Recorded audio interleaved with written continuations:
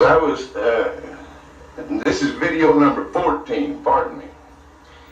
As we talked on video 13 about the purest families of dogs and how these different families was bred here in America, this is where we left off, talking of the purest family. And I want to continue this video here talking about breeding and of this purest family. And then I'm going to show how some of the other pictures of some of the other families that was bred off of this family, that was crossed off of this family, but kept in the way of a family by being bred back to this pure family after the cross was made, and a way of making another family and then you breeding it more pure and more pure. But this is basically the purest family of American bred dogs that's been bred over the years the game dogs has been here in America. This is the family that was the product that the American breeders produced over their years of proving their breeding, improving the breed. As I told y'all on some of the other videos, breeding is something that you learn more or less after a person has been through the core of the game and the breed, in such a way as breeding is one of the last things that a person really learns in the game.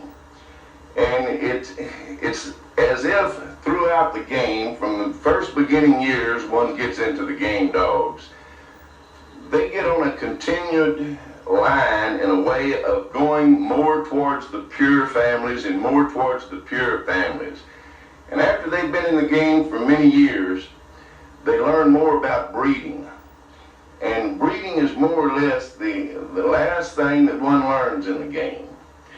Now, in time, when I get to be able to have the right kind of equipment that puts these pictures in and shows them at the right distance and everything, where it really brings everything up real clear, I'm going to put it out some videos that shows this family, this very pure family of American bred dogs, in the way of a lineage.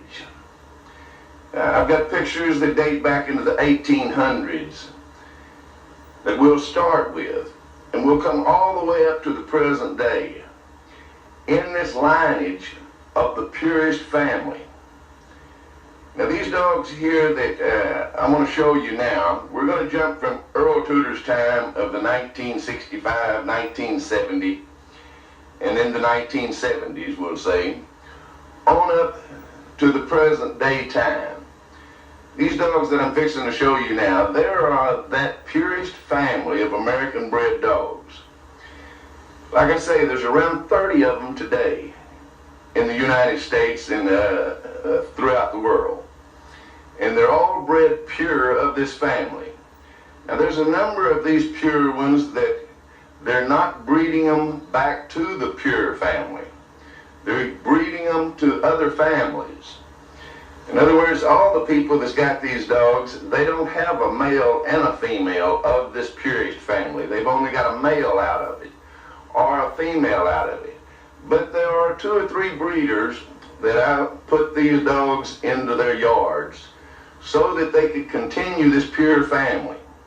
And they are breeding the pure males back to the pure bitches and keeping this family pure.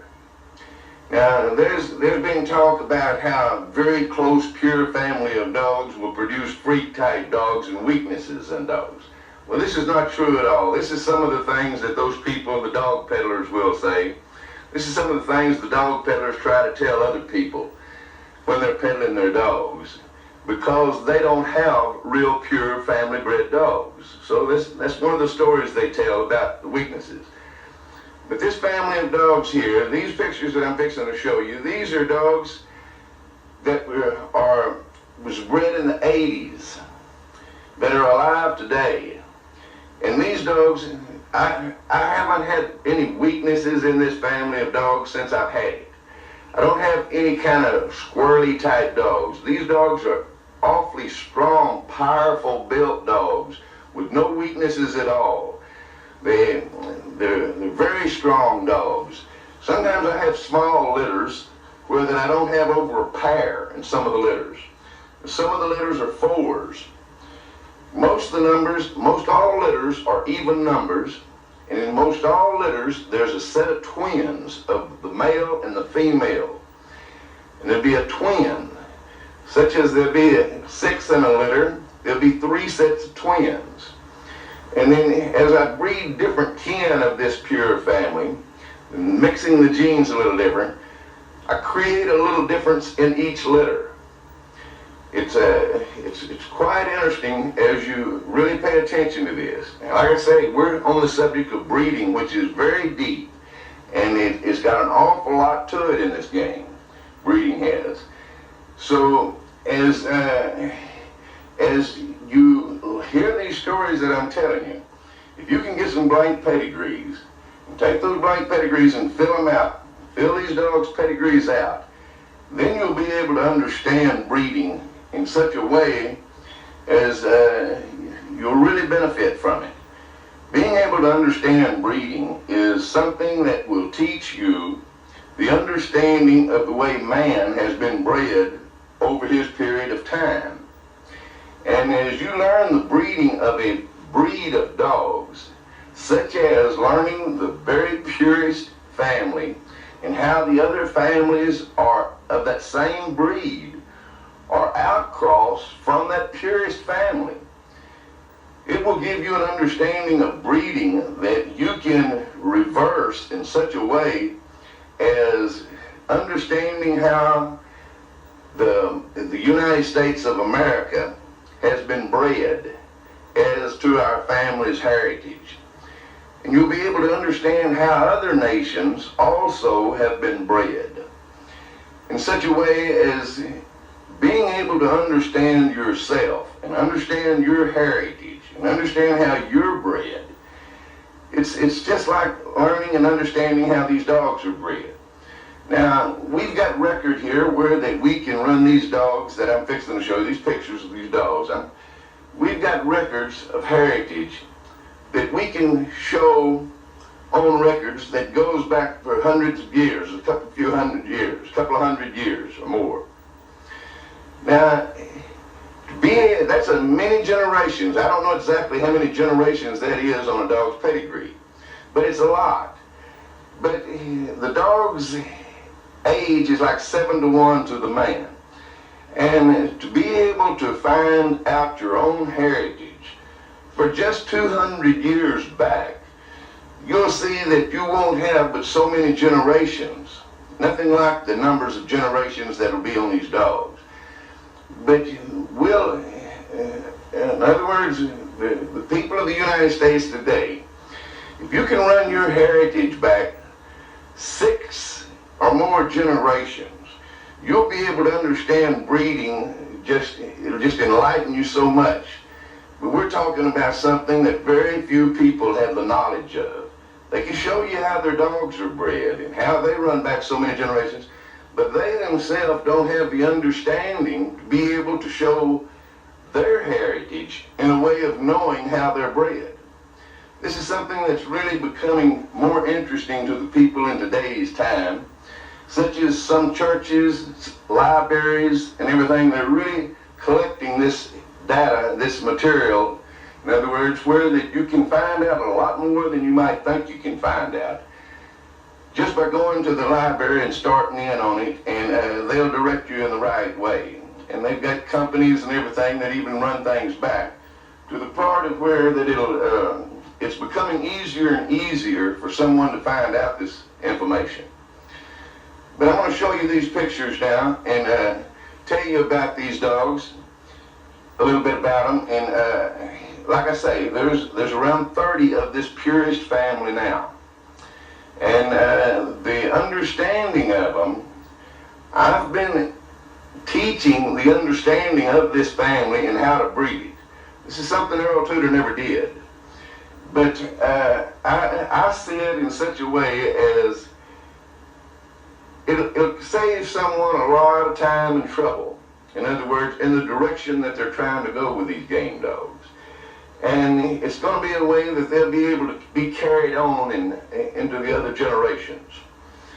And I think I've got it, the understanding of it, to be able to explain it. So I'm going to show you some of these pictures, and then we're going to see some of the other pictures of some of the more families that's outcross from this family. This dog in this first row is the dog that I have that I call Dibo. This is the last dog that I have on my place. As you see, I'm not into doing much breeding now, although I do breed a few females to this dog. That I don't own the females. I bred this dog out of brother and sister. His sire's name was a dog called Texas, and his dame was a female called Davy. They were brother and sister.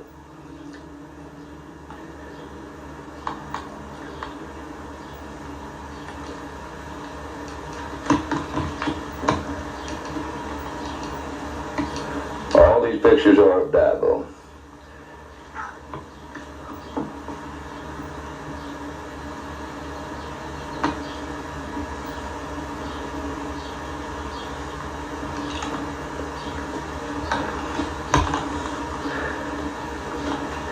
Now this is his sister Locke.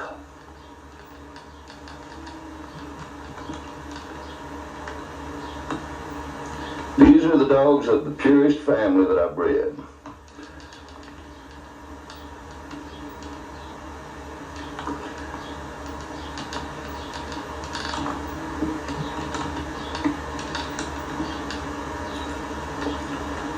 All these are Locke. This is Dibo's sister.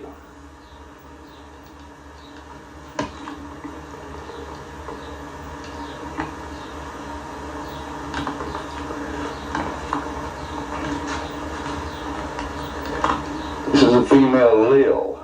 She's also a sister to him. There was two sets of twins. This is Dibo's twin. They was built on a small frame.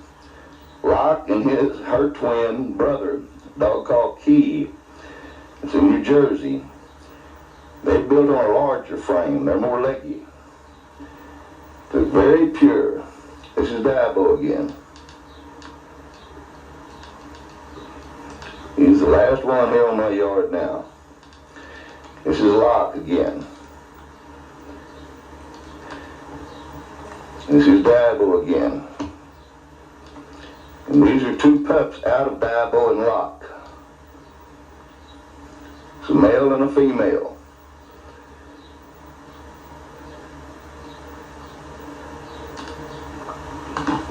Now this is a dog called Moon.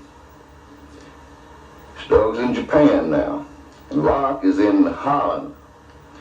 And the female Lil, she's in Japan. This dog is bred out of a male called Braskin and his sister, Chiba. Braskin is in Chicago now, and Chiba, she's in Holland. This is another picture of Moon.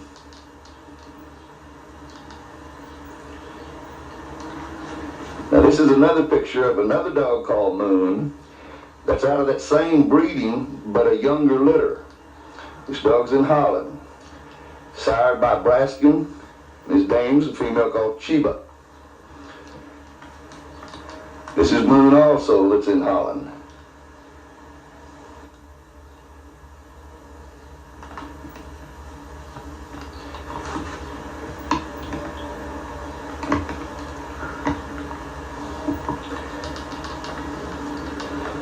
This is a female that's out of the last litter of Braskin and Chiba. It's a female called Nita. She's in Holland. Very strong, leggy female.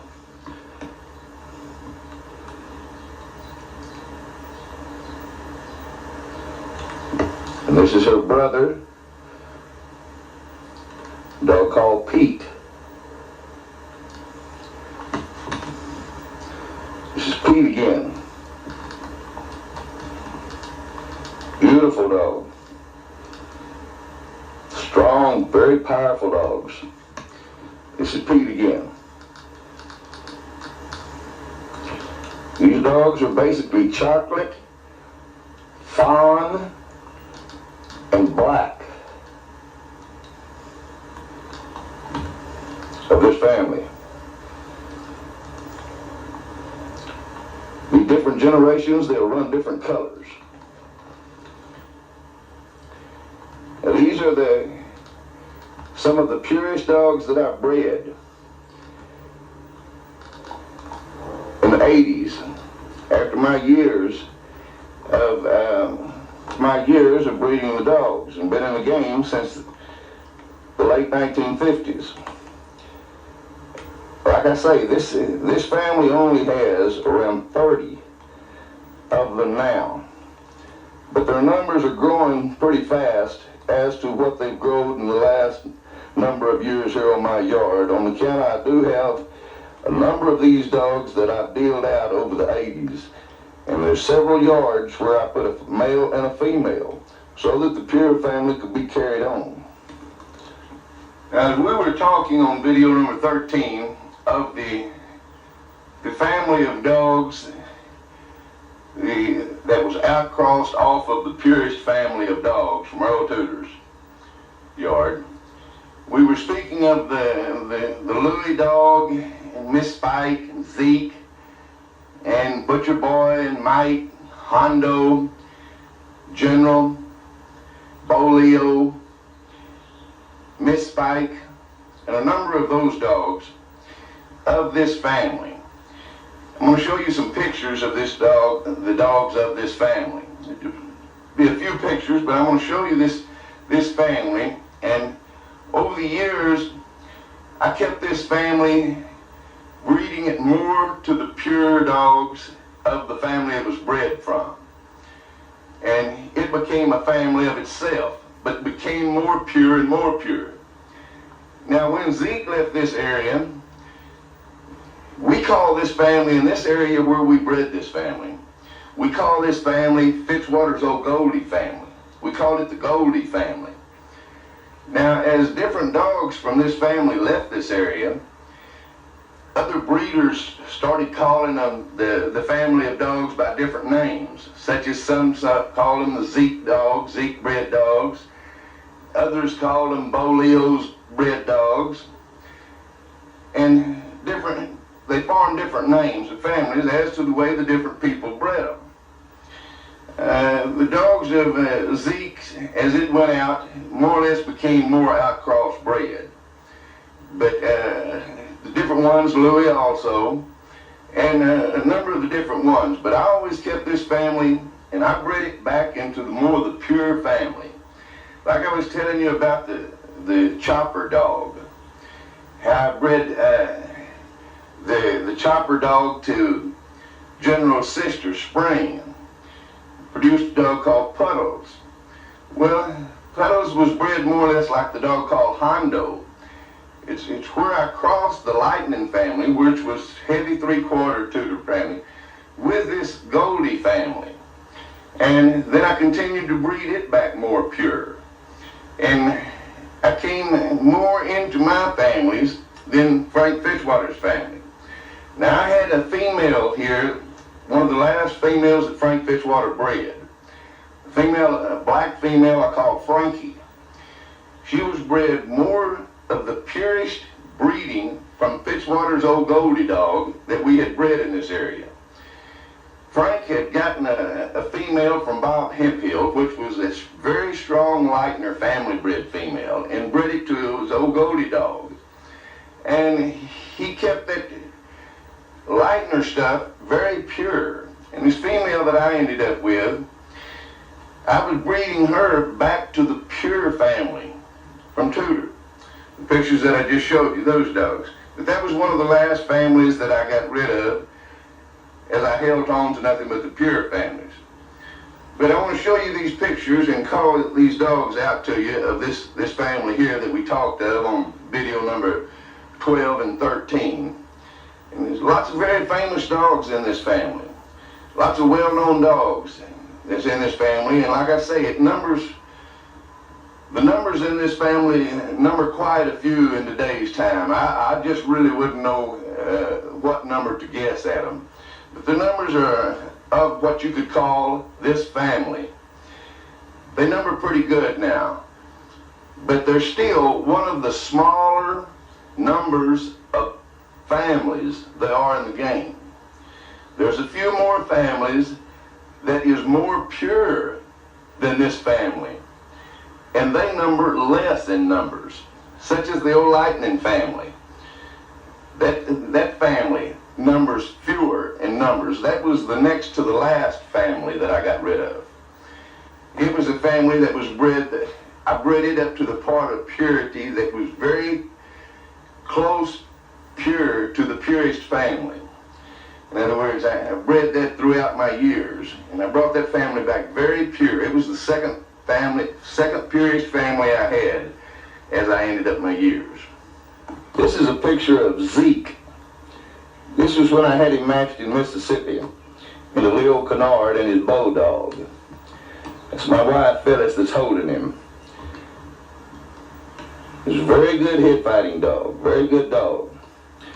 This is more or less one of the first dogs bred off of this cross that we created, the old Goldie family that we call the Goldie family. This is Stockton's Liz. It's me holding her there in the pit right before a match that we had with a man named Jennings out of Mississippi. This was down in Pickens, Mississippi. This was Liz. This was the sister to Maurice Carver's Miss Spike. You can see these dogs, the way they're colored and all, you can see the cross that they're up close to before they get in a lineage of becoming more pure and more alike. Liz was the mother of Norman Hooton's Butcher Boy and Mike Weaver's Mike when she was bred to Marshall's Joe.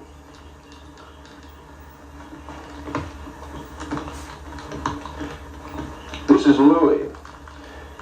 When Welder Stockton and I had him matched in Oklahoma, and he's just fixing to go on a scratch. The match was over 2 hours and 20-something scratches.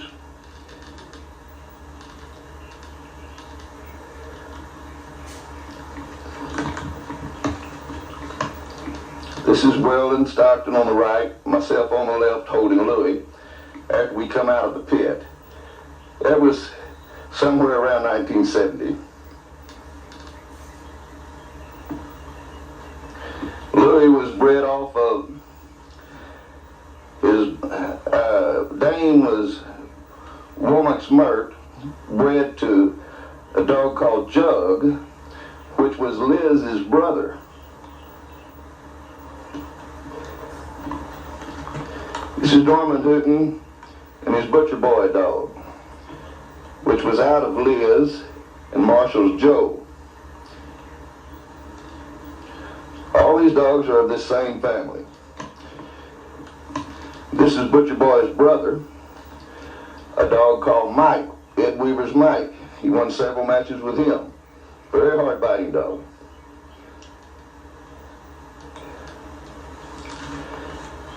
And this is Hondo. This is the breeding that I made where I brought it back to the Lightning family. Brought that family back to the Lightning family. His dame was a female that was a sister to Danny Burton's Tiger Dan, which was General Sire. His dame was Tiger Dan's sister, which was out of Tudor's Nigger and Womack's Mert.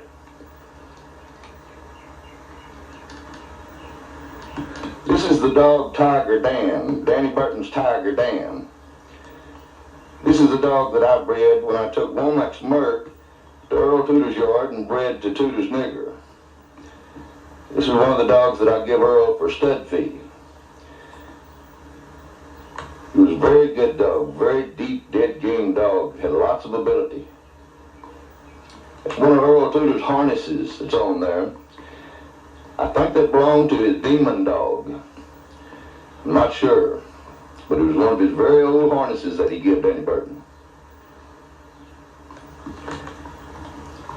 This is Tiger Dan here also.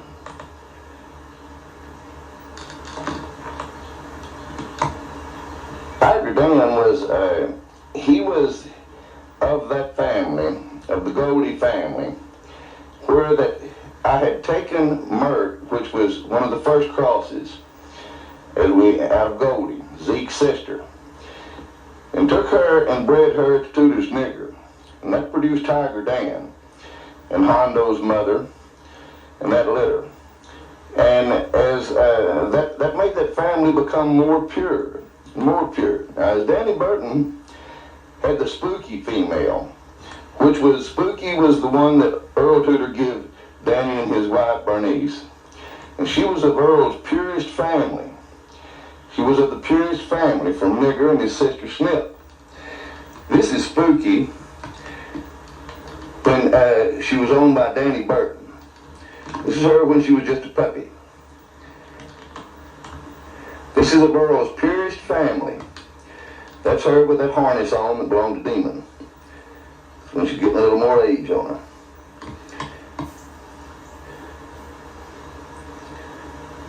She was really a nice female, a very, very nice female, well made, well put together female. She was never schooled to match. She would just fight crazy from a puppy to a young age, but Danny never did school her, and I never did school her when I had her.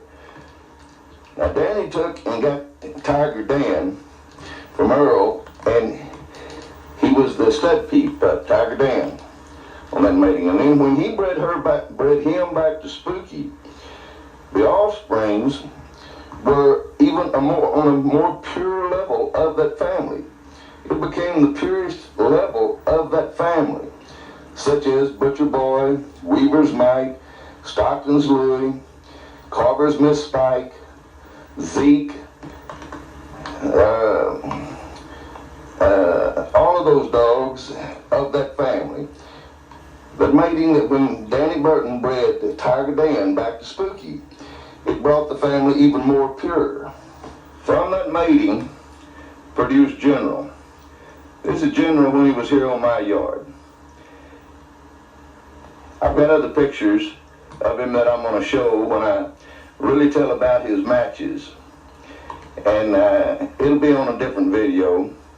I want to wait until I get the machinery that really shows the pictures well. I've got a lot of match pictures of him, pictures when he was here on my yard. He was a leggy dog with a real strong body, sharp muzzle, deep jaws. Very animalistic dog, very animalistic. This was the purest bred dog of that family, of what we call the Goldie family. This is General when he was a puppy on Danny Burton's yard.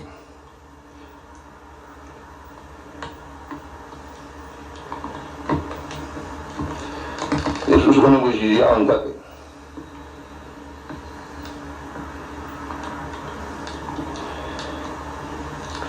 This was a picture of his match, the first match that I matched him in, going against one of Frank Fitzwater's dogs of the more Leitner family, of some of the purest that he had bred of the Leitner family, which was a very good dog, an outstanding dog. This match was really an outstanding match. General crushed both of his front legs and broke his stifle in half.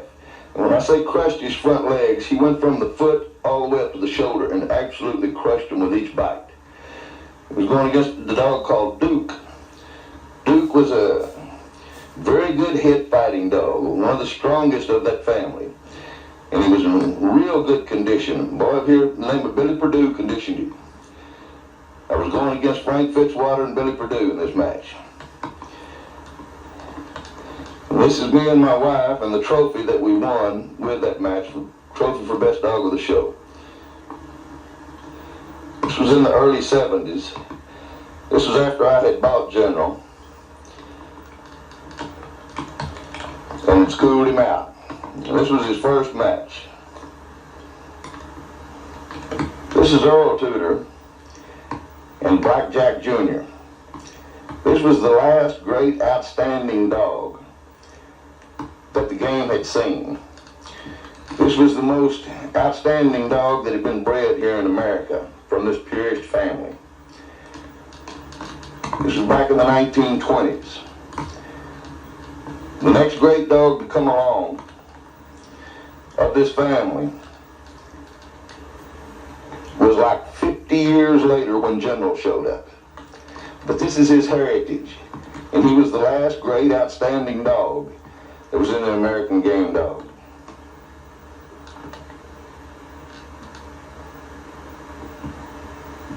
This picture showed in Police Gazette, newspaper, and magazine. In the 1920s, the dog had won 7 matches, killed most of his opponents. Earl said he was a terribly hard-biting dog, as was General. But that's a 50-year span that 2 great dogs has been produced, that no other dogs was their equal. This is a picture of Blackjack Jr. on Earl Tudor's yard with the man that owned him. Earl sold this dog to a man named Peterson. He was a gambler that lived in Hollis, Oklahoma. But Earl conditioned and handled the dog in all his matches. This is Blackjack Jr. also. This is Blackjack Jr. and Peterson, the man that owned him.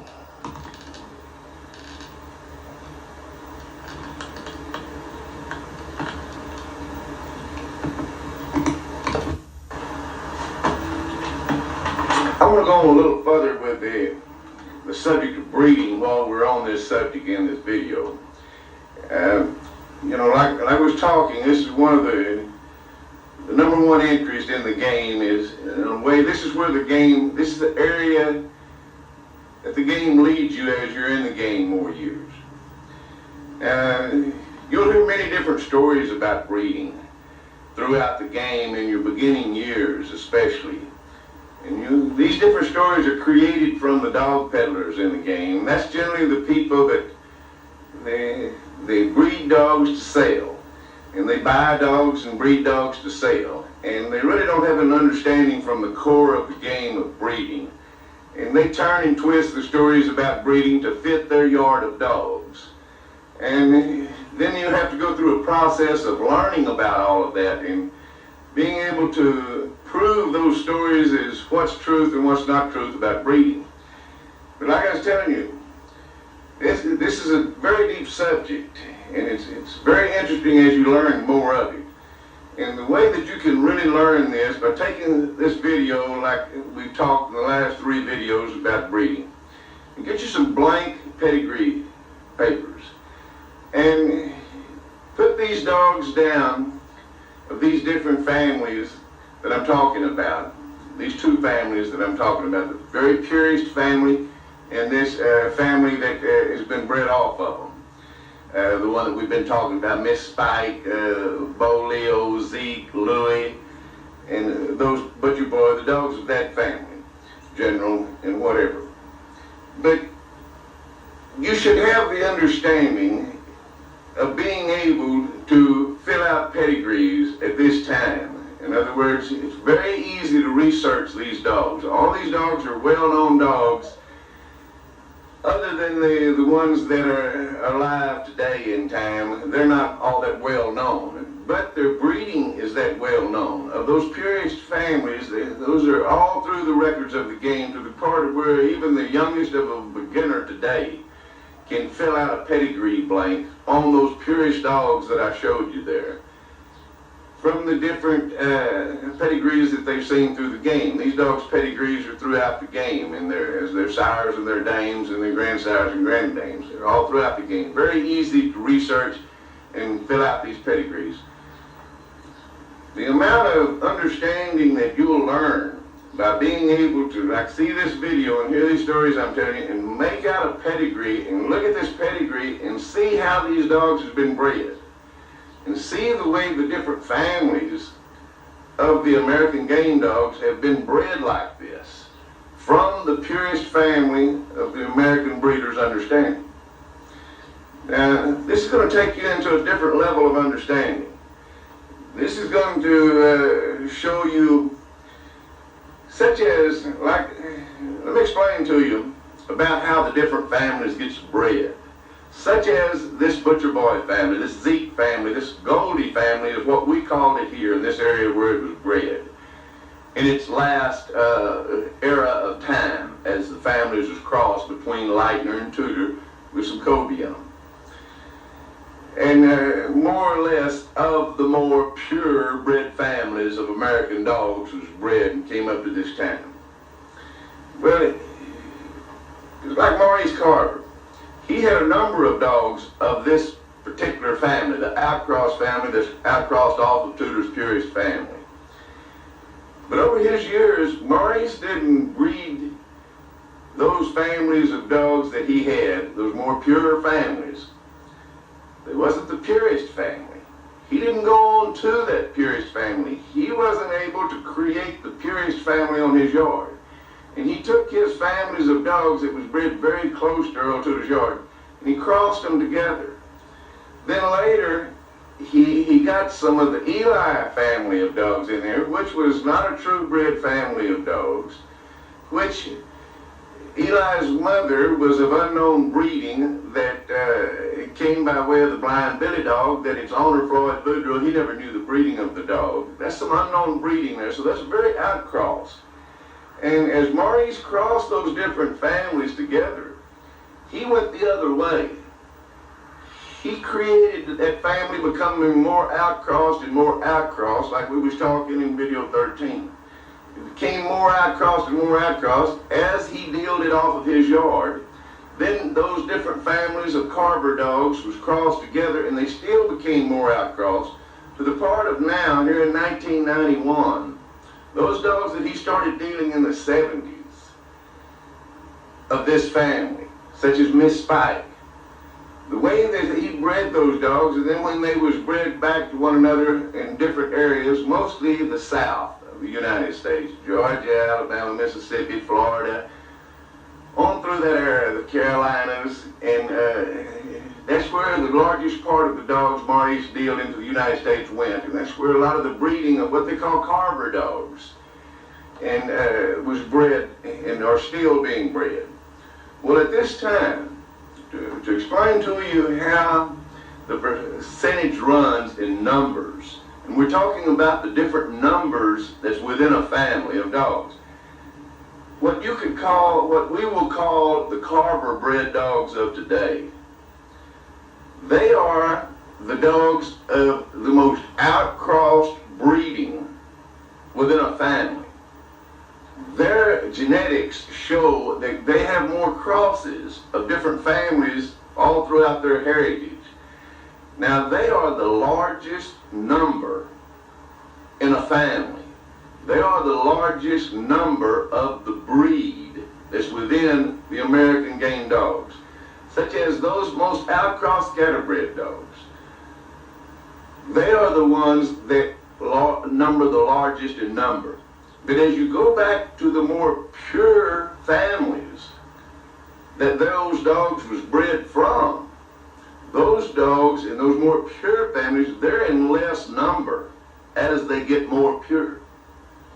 And you'll be able to understand this real good when you're able to fill out a pedigree, like a 6th generation pedigree. This is going to take you, such as this very pure family here.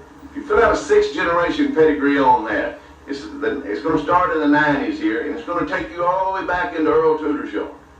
It's going to take you back through his yard. That's how far a 6th generation pedigree on the pure family take you. But if you fill out a 6th generation pedigree on what was called the Carver dogs, the Carver families, it won't even take you back to Carver's yard. In other words, this will show you something. It leads back to what we was talking in video 12 with Weldon and I, and he was asking me the questions about George Sadler, Joe Cavina, Earl Tudor, Leo Kennard, and the different players of the game in that era. and as to their ability of breeding, and as to their ability in the game.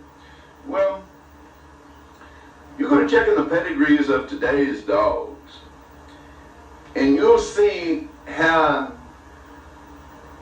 in every family, you'll see Earl Tudor's name throughout history.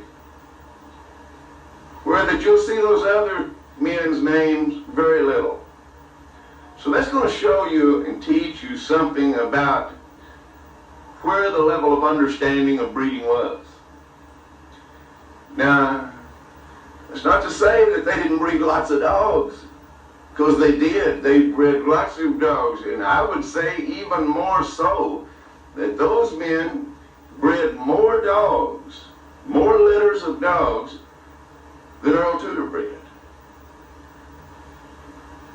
But you see, they didn't carry on in breeding them in a family way of breeding that became the American game dogs' purest families. They didn't breed that way. And those dogs, they drop out of sight in the history of the breed. The same way with, even though Maurice Carver's name will appear in the American breed, the American families of game dogs, many, many times today's time, within a period of time, there won't be any Carver dogs. There won't be any Carver families, and there won't be any Carver bred dogs that'll be in the lineage of the American breed. As they become more outcrossed, they just fade out of history. They just fade out of the records. And only the more pure families, they're the ones that leave the records and leave the lineage of history in such a way as they continue on. Now, the purest family that's bred today, it has been bred in a way of lineage, like I've talked of in the last couple of videos, in the way of where it was take off of the last purest family. And then it goes for so many generations there, being bred in different areas, becoming more pure and more pure. Now, as you understand these different families, how they're bred off of that purest family, and you see the way that they become different from one another as they're more outcross bred. They become more different and more different. And every time you put more cross in there some way or another, it creates a differentness in it. Until that type of breeding becomes very different from one another. And then when those dogs are taken and someone gets them for a number of years and starts breeding them more pure into their close kin, that's when you get a lot of freakiness. Three-legged dogs, when you go to breeding those outcross bred dogs in a way of family breeding that's real close, that's where all that freakiness comes from, screw tails and things like that. But it doesn't come in the pure families. The more purebred families, that family will be real strong, powerful, more body, more strength, the whole thing, as to what we're breeding for. Now, the direction that we breed for, in the breed, the American game dog, it's as if what we have proven over the years of American breeding is that we have bred them into a lineage, into a pureness family that heads in the direction of a family of dogs or animals that has been bred in the wild by nature. In other words, such as a family of wolves, a family of coyotes, a family of leopards, a family of lions. They breed themselves into a family of very pure lookalikes, very pure ability, very much the same within that breed. All of them more or less identical. The males identical, the females identical. Well, this is the direction that we have bred the dogs, our game dogs. This is the direction we have bred the different families and the purest family. We're trying to create a breed of dogs bred by man that's stronger than nature would have bred them. We're trying to outdo nature in breeding, in a sense. Like in nature, only the strong survive. Well, it's the same way in our breed of dogs. The very strongest is what we have used over the period of time to create this breed, this family that is bred near just like the families of animals are bred in nature. This came from man's understanding. Now, don't go to thinking that we created this here in America, that we, the Americans, have created this American game dog and this breed and this family. This is a family of dogs. This is a breed of dogs. This is a family of dogs, of the purest family of dogs that has been bred by man. In other words, throughout the history and the heritage of this game family, in all its time of history, it has been the purest bred breed of any dogs or any animals that man has had control of their breeding. This is the purest of it all that man has created.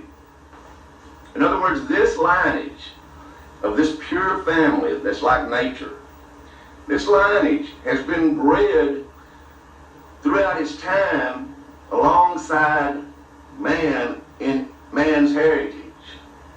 It's like I was telling in some of the other videos. This family and this breed can be traced back into the heritage of man very deep as to the records that's been left behind, and then you go into the artwork, into the poetry, into the different word of man that's left behind, and the different artwork and the different whatever, that you'll see this family of dogs all the way back through the heritage of man's left record. It's like you can see some of these dogs in the days of the Roman and the Greeks, in that age, in BC time. You can see this same breed of dogs in their artwork to a point where that same dogs that you'll see in their artwork will be just like this same purest family that we have here today. In other words, they'll have them bred so pure at that time that it's just like this same breed. In other words, same size, same body makeup, same look, everything is just almost identical to this breed, as to there's no other breed of dogs bred in the world that resemble those dogs but our breed that we have here today, bred of the purest family of American game dog. Now, if you want to go a little deeper and get into breeding where that it becomes real interesting, like I was saying, you'll learn a knowledge of breeding by learning the knowledge of game dogs, the way these American dogs have been bred, to a part of where it can advance your understanding of the way man has been bred. And when you go to learning this and putting this together, you'll see that the purest families of dogs known to man, they have been bred in the area where the heritage of man was the most outcross bred in their era of time. Such as when the gamest, purest families of the game dogs, of the American game dogs, in their heritage, when the families was called the English Bulldogs in England, those people in in that area of England, who were the breeders of the English Bulldogs, purest families, those people in that area were the most outcross-bred people in the world. That's the way their heritage will show. It's all on record, very easy to understand. And then as the game families of Europe, game dog families, the pure families of game dogs from Europe came to the United States of America. And they was bred together and started back on that pure line again, pure breeding way again. The American breeders at that time, they became the most outcross bred people in the world. There beside them was the purest bred breed, the purest bred family of dogs bred in the world. Now, as I said, these dogs came about in such a way as the breed and the game of breeding the game dogs all came to a point in the 1970s that all of it kind of reached a peak in that era of time.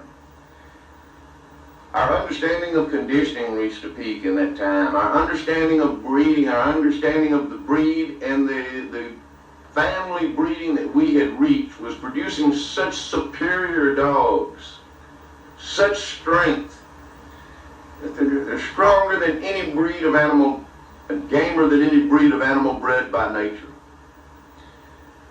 This is what man has created in this breed of dogs.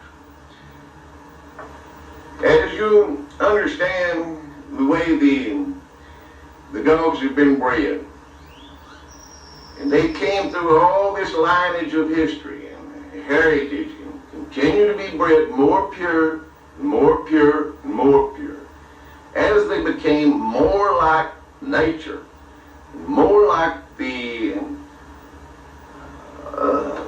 breeds that nature creates.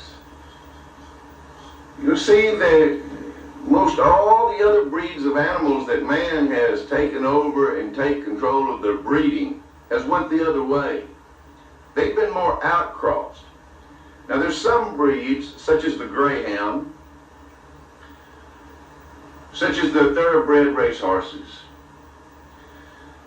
such as a few different breeds. They're more family type breeding. But those breeds of animals, they haven't had records kept of their breeding near as long as the breed that we breed, the game families of dogs. Those are the oldest records known to man on any breed of animal. And we have got them bred closer to the way nature would breed a very pure family of lookalikes. Now, as the game hit the peak in the 70s, I find it very interesting to tell you how the purest family became bred here in Texas, in this area of Texas. And it's even more interesting to note that the people of this area, where this purest family has been bred over the last number of years, their records of heritage will show that those people of this area that has heritage in this area of 3 or 4 generations or more in this Texas area, they're the most outcrossed people, families of people in the United States.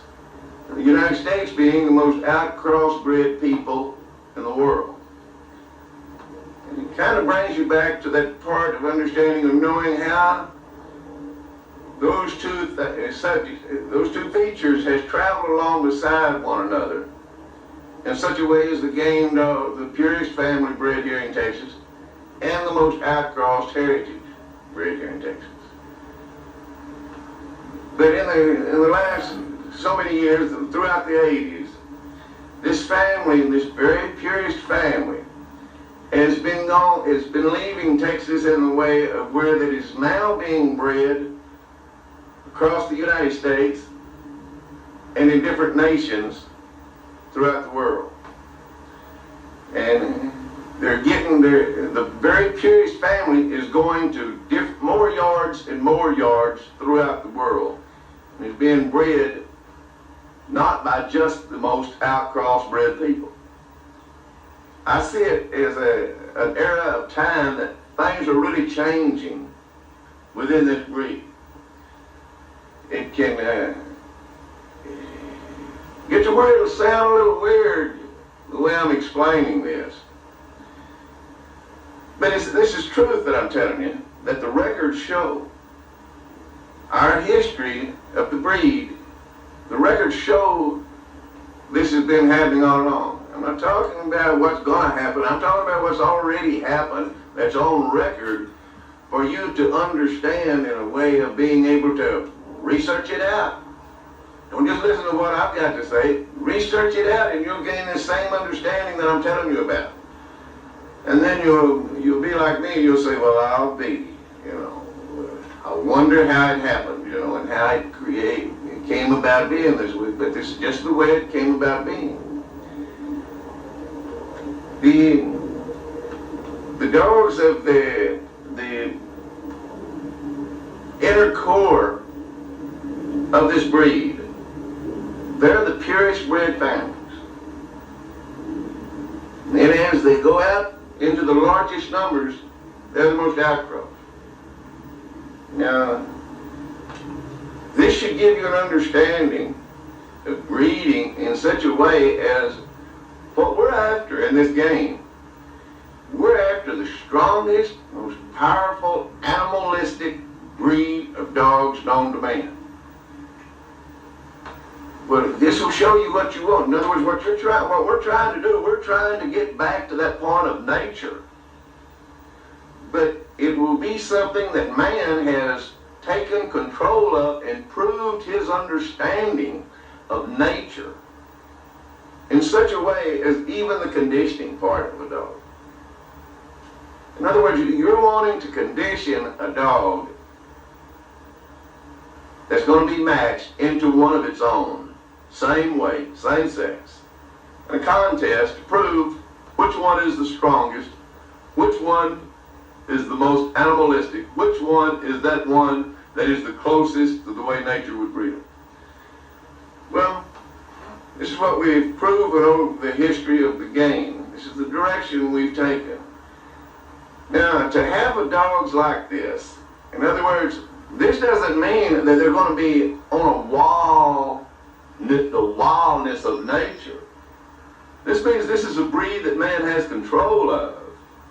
And the wildness of nature is not there as far as man not having control of it, like the wolf, the coyote, the different things like that. In other words, these purest bred families of dogs, they are by far the most superior breed of dog known to man. They are the dog. I mean, they are a dog's dog. In other words, the looks that they get from anyone that's ever owned a dog is that look that says, wow, what a dog, what a dog. And this is what we're breeding. Such as, these dogs can be taken to the shows. Such as some of the high society shows won't even let you enter one of these dogs, one of these very pure families. The people that bred the breed of game dogs, they had to start creating their own shows.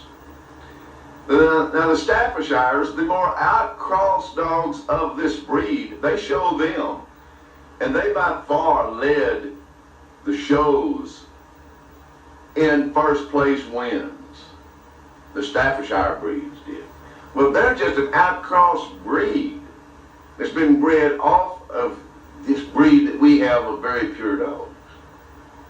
Now, I mean, anyone with any sense would tell you that the more pure families is far the superior dog if it was to be judged by someone that had an understanding of a dog as the way they relate back to nature.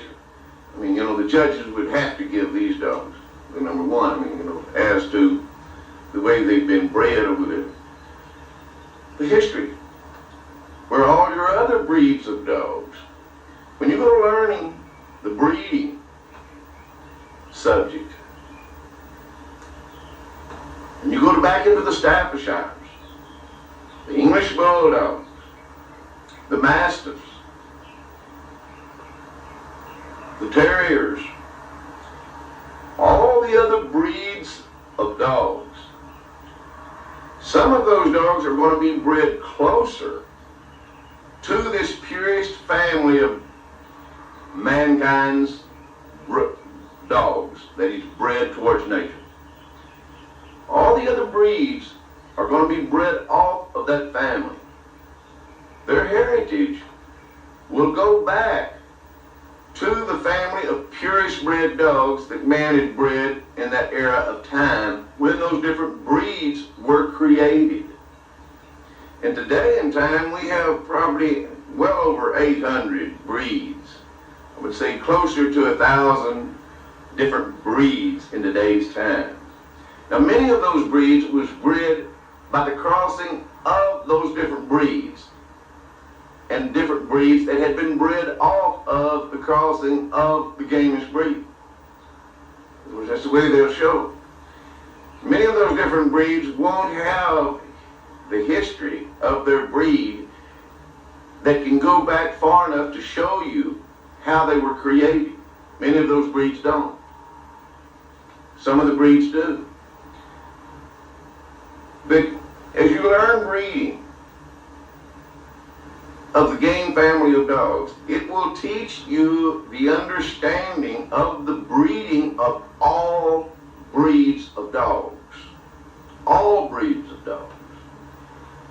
Just as your understanding that you will learn from that will give you an understanding of the breeding of all of mankind, such as all nations of man, such as all man, not just one race of man or one nation of man, but it'll teach you, just like you'll learn about the breeding of all dogs, you'll learn about the breeding of all men.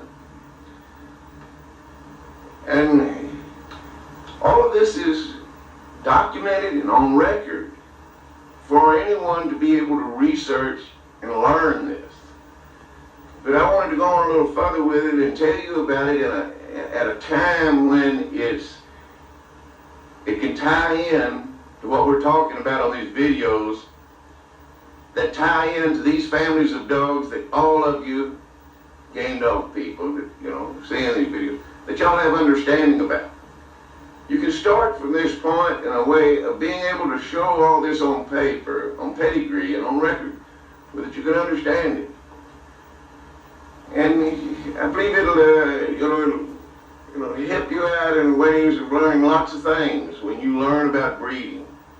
It's a very deep subject, and how some old country hick like myself got off into it with a 7th grade education was through these game dogs. In other words, I can sit down and talk to a person with the understanding of genetics and breeding and of mankind, and we can get into discussions.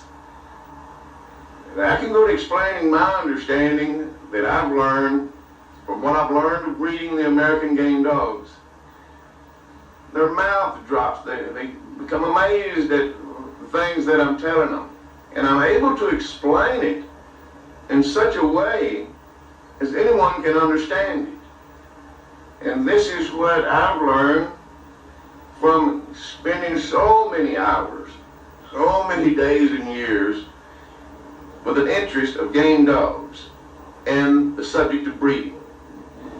And I know this is nothing new to y'all, the ones of you that are in this breed of dogs, such as, I think I've said before, there's been many divorces came from these game dogs, people that has an interest in game dogs. Men will quit going to the beer joint, and they'll quit running the streets, and they'll quit doing lots of things when they get the interest of game dogs on their minds. and get into the game, they'll spend hours upon hours upon hours of looking at dog magazines. All the history they can buy, they can afford to buy and get together, they'll spend time reading. Spend a large percent of their time in just writing down pedigrees and studying breeding. And this is where it can take you. In other words, you just advance along as you study this. And it'll give you a good understanding of life. In other words, it's not time wasted on just the dogs.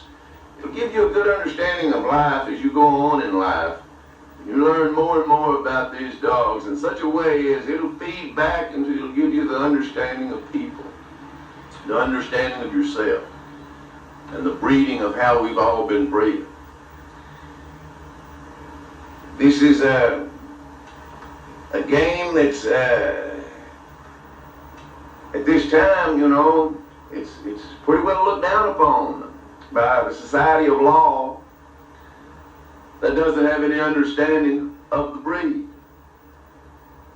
They are pretty well looked down upon, but still, yeah, there's over 20 million dogs of this breed at this time. That's more dogs of one breed than any breed of dogs known to man.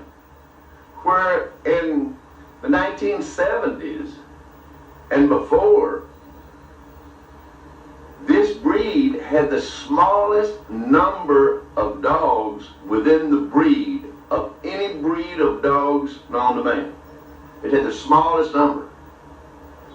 But in today's time, after those 70s and 80s, with the Humane Society promoting the breed and the lawmakers putting in laws about them, and many news stories being made on TV and magazines and newspapers about the breed, it has populated the breed up to over 20 million in today's time. Now, think about it in such a way as most everybody that ever owns one of these breeds of game dogs, they create a percent of that interest that makes them want to get a little closer with knowledge to learn a little more about that dog, because that dog takes so much of their interest. Today in time, you can see some of these game families, some of these families that's bred closer to the pure families. They're in the hands of a number of famous people in today's time. And as you remember that picture that I showed you at the beginning of this video, it has some very famous people that are well known today's time. That was at Pittside to witness a fight. Well, these people in today's time, they have no interest in fighting a dog. They have no interest in matching a dog. But they have a whole lot of interest in learning about the heritage of their dogs.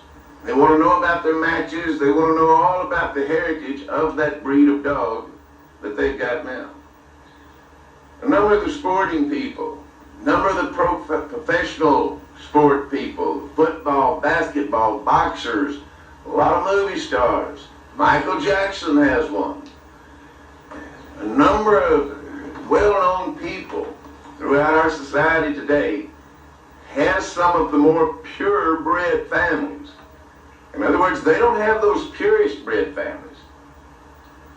But theirs aren't those real scatterbred, outcross-bred ones that's bred on the forest level of outcrossing. They're bred up a little higher towards the pure families. I was told Sugar Ray Leonard has some. I say some, I don't recall if they said he had one or two. Tommy Hearns, prize fighter, he has a few. We have the Dallas Cowboy football players here in Dallas who has some. There were some of the professional football players in Los Angeles that had some of the dogs. Now, most of those people, like I say, they don't have an interest to match their dogs. But they definitely got an interest they would love to see some of the matches. But they wouldn't go to a match where they would be breaking the law to see any of them. In other words, they would love to see movies of them, pictures of them, or whatever, in other words, because They have that interest. But in today's time, it's so close to be a lawbreaker in this game. Even to the part of where they wrote laws out here in Texas where they could come in and arrest me if I had my cat meal up here and had my dogs, this family of dogs, and a cat meal, or a treadmill, or a table, or machinery to condition a dog on. They could come in and arrest me. This is the way the laws was wrote, that the way they put the laws in. They call it intent laws. I mean, an intent law is, you might as well just say it's communism. I mean, that's saying, that's just like predicting what you're going to do. And saying that you have that with intent to fail. Well, that's nonsense. I mean, a person could, I haven't fought a dog in over 12 years. All right, I could have a cat meal or a treadmill or a table or whatever just for exercising purposes to show these dogs with. To use these dogs as weight pulling or whatever. But they make such laws that goes against anyone that has this breed in such a way that they can really make it hard on you. They're very foolish laws, but laws are made in a way that there's always someone that's going to benefit from those laws in the way of making money out of them. And if you'll go to researching the Humane Society, you'll see that the Humane Society gets millions and millions and millions of dollars a year, grants from the government and from each state where that they created these laws over this breed and put these laws into the different states here in the United States. And they're doing the same thing throughout the world. They're doing the same thing in Europe. They're just following this breed in a way where that they're promoting it into large numbers from man's interest in that type of a dog. Man has always had a big interest for dogs. Certain percent of society is dog people that has an interest in dogs. And this breed of dogs has created so much interest that he's making the population just grow within the breed, and the Humane Society is publicizing and making big news stories out of it so that it'll get lots of stories about the breed. And the people recognize the breed of saying, wow, what a dog, that's just the kind I always wanted. And they go and get the dog, in a sense. I mean, they get into that breed, and then they get a little deeper and a little deeper. Within the Humane Society is right behind the populating of the dogs and putting in new laws.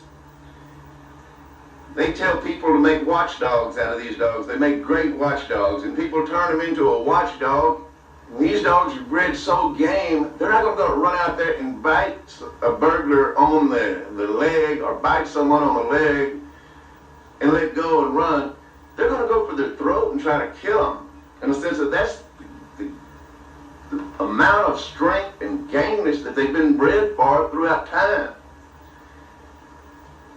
But it's people's lack of understanding, such as the Humane Society, that tells the society to take this breed of dogs and they make great watchdogs. They make great pets and great watchdogs. They do make great pets. They do make great watchdogs. But they have so much strength and so much gameness that the other breeds don't have. Where the other breeds, like a Doberman Pinscher or a German Shepherd or whatever, any of those other breeds, you can kick one of them right upside the head or in the rib cage when they come at you to bite you, and they'll squall and run off quick, especially someone that has an understanding of dogs. But you kick one of these game-bred dogs, you kick one of these dogs upside the head or in the chest or something, he's only going to go no further than how much foot you put to him, and then he's going to hit on his feet and he's going to come right back at you. This is the kind of dog this is. This is the power of this kind of dog. And when you make watchdogs out of this types of dogs, you got to understand, you have got something there that's just like a machine gun, loaded with a clip back, safety off. I mean, I myself, I don't think anyone anyone has any business to train these game-bred dogs to be watchdogs in that the type as they train the German Shepherds, the Dobermans, and that type of a watchdog, as those dogs are trained to bite people. They're not trained to be a watchdog. They're trained to bite people, to attack people. The only ones that they're not to attack is the ones that feed them and care for them. But they're trained to bite everybody else. Now you might be able to do that with dogs of lesser gameness, and you won't get into any trouble. But when you train these pure family bred dogs, the American game breed, you train these dogs to be that type of a guard dog, who bites people. You're fooling with something very dangerous, that's very subject to kill a number of people, cause lots of problems. It also creates lots of stories that the Humane Society gets and uses on TV and in newspapers to create the laws that they create. It fills their pockets full of gold, if you understand what I'm saying. You can train these dogs in such a way as, if you really have an understanding of dogs, as to the way to train dogs and a way of making a real nice dog for someone. You don't train them to bite people. You train them to accept all people. You train them to be a very friendly dog, that when someone comes up in their yard, they don't meet them by trying to take their leg off. They'll meet them wagging their tail and being friendly to them. And if you train those dogs right, those same people that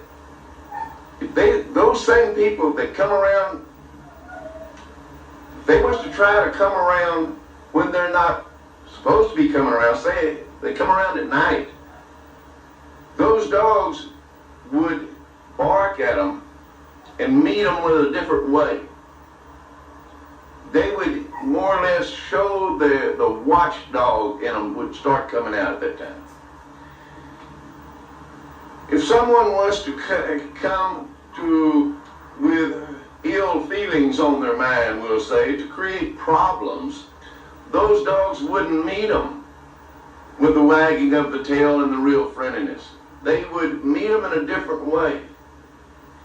Now, I had one dog trained that way. I called him King Tut. And he was a dog that